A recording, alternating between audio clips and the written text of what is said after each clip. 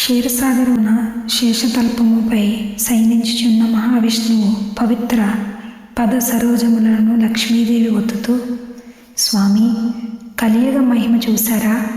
భూలోకంలో ఎచ్చడు చూసినను ధనవ్యామోహితులైన నా భక్తులున్నారే కానీ మోక్షాపేక్ష గల మీ భక్తులు అసలు ఉన్నారా అని నాకు సందేహంగా ఉన్నదని నారాయణమూర్తితో అంటుంది.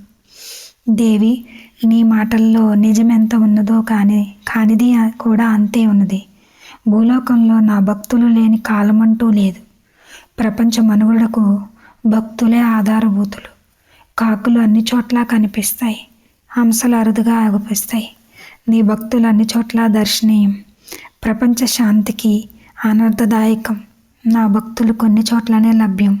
విశ్వశాంతికి మంగళదాయకం అని మహావిష్ణువు చమత్కరిస్తూ లక్ష్మీదేవితో అంటారు.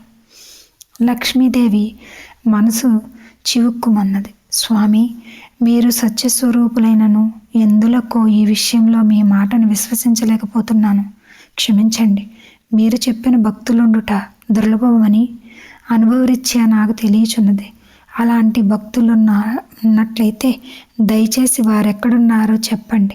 పరమ పవిత్రుడైన అట్టి భక్తుని చూడాలని ఉంది అని లక్ష్మీదేవి విష్ణుమూర్తితో చెబుతుంది. దేవి, కాశీక్షేత్రంలో రామానంద స్వామి అనడి సాధువు ఉన్నాడు. అతడు త్రికణ శుద్ధిగా నన్ను భక్తి చేసి తరించిన ముక్త పురుషుడు అని విష్ణుమూర్తి లక్ష్మీదేవికి తెలియజేస్తాడు. రామానంద స్వామిని పరీక్ష చేయవలనని విష్ణుపత్ని భావించింది. వైకుంఠాన్ని వీడి కాశీకి కదిలి వచ్చింది. నిత్యము రామానంద స్వామి స్నానానికి గంగానదికి వెళ్ళుచుండడం చూసింది. ఒకనాడు రామానంద స్వామి వచ్చే సమయానికి తన మాయా ప్రభావంతో చక్కటి గులాబీ తోటని అందమైన పుష్ప పంక్తితో సృష్టించింది.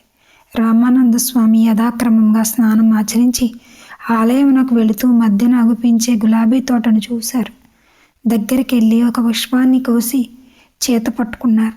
ఇంతలో లక్ష్మీదేవి మారువేషంలో ప్రత్యక్షమై, ఈ గులాబీ తోట నాది, నీవు అనుమతి లేకుండా పుష్పాన్ని అపహరించావు అన్నది. తల్లి, క్షమించు. అందమైన పూలు కనిపించగానే భగవానుడి చరణాల మీద పెట్టాలనుకున్నాను, అందుకనే కోసాను, అంతేకాని నేను దొంగను కాను అంటూ ఆ పుష్పాన్ని అక్కడ వదిలి రామానంద స్వామి వెళ్ళిపోయారు. లక్ష్మీదేవి ఆ పుష్పాన్ని చేత పట్టుకుని వైకుంఠం చేరింది. విష్ణుమూర్తిని సమీపించి, చూశారా, మీరు చెప్పిన రామానందుడు భక్తుడు కాదు, అతడొక దొంగ. ఈ పువ్వే అతని చోరత్వానికి నిదర్శనం అన్నది లక్ష్మీదేవి. దేవి, చాలా పొరపాటు పడ్డావు. ఈ పువ్వు అతని చోరత్వానికి నిదర్శనం కాదు, అతని అపారమైన భక్తికి తార్కాణం. చూసావా, అతను నా విగ్రహం ముందు ఈ పుష్పాన్ని ఉంచాలనుకున్నాడు. అతని భక్తి విశేషం చేత నీవే స్వయంగా ఆ పుష్పాన్ని తెచ్చి నాకు సమర్పించావు అని మందహాసం చేశారు ఆదిదేవులు. లక్ష్మీదేవి చిన్నబోయి తల వంచుకుంది. స్వామి, మృదువచనములతో దేవి, మంచి చెడులనేవి మనోస్థాయిలో జరుగుతాయి. రామానందుడు మనసును దాటి మనుగడని సాగించే మహనీయుడు. పుష్పాన్ని నాకు సమర్పించాలనే పరాభక్తి తప్ప స్వార్థంతో అపహరించాలనే ఆలోచన అతనికి లేదు. నీవు అనవసరంగా శ్రమపడ్డావు అన్నాడు. భగవాన్, నా అపరాధం క్షమించండి. పరమ భక్తులను శంకించడం మహాపాపం. అందుకు పరిహారంగా అతని అభీష్టంను అనుగ్రహించి తృప్తి చెందుతాను అన్నది లక్ష్మీదేవి.